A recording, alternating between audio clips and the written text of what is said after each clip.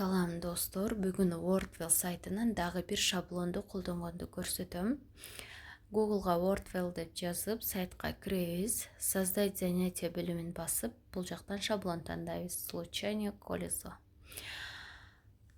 Бул жерге өзүңүздүн темаңызды жазасыз. Мен атмосфера деп алдым. Төмөнкү бөлүгүнө суроолорду жазам.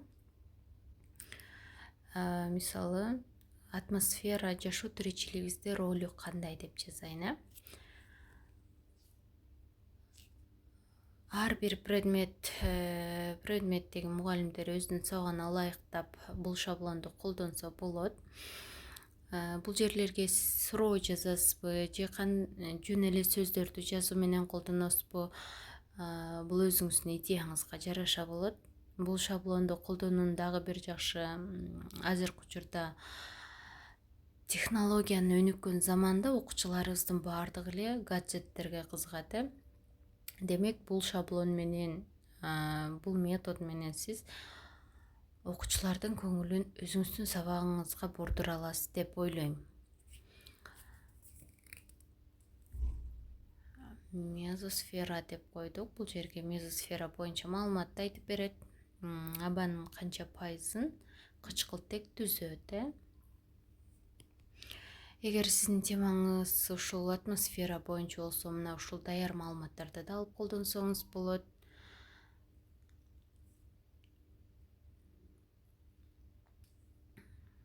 Эң төмөнкү жерге жакын бөлүгү, жакын аба катмары кайсы дейли.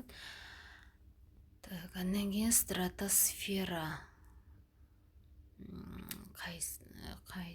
катмары, канча аралыкка созулат дейли. Ушул 10-чу суроо менен жыйынтыктайлы. Эгер сиз мындан да көбүрөөк кылам дегей турган болсоңуз, анда добавить элемент басасыз. Тропопауза дегенди түшүндүрүп бергиле дейли. Добавить элементти басып кошуп кете бересиз. Бүткөн соң выполнено да. Эми оюнду көргүзөлү. Барабанды айлантабыз. Келген суроого кайсы окуучулар жооп бере турган болсо, кол көтөрүп жооп бергендерге жооп бердиртип же командаларга бөлдүртөсүзбү?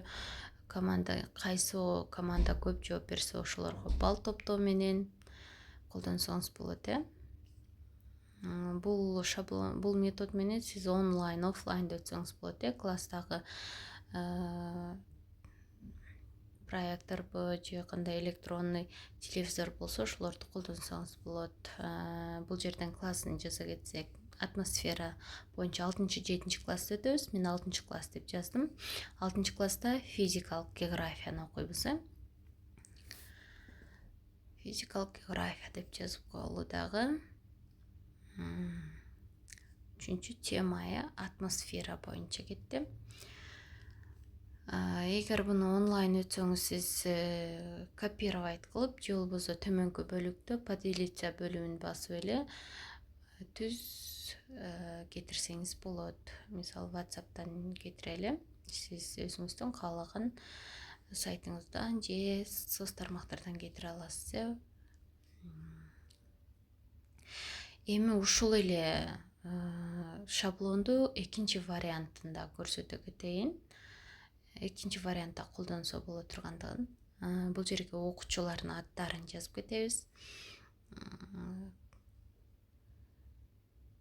Лишер, Сумая,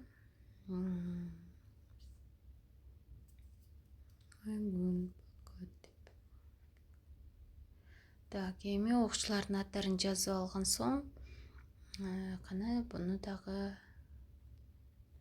колдонуп көрөлү.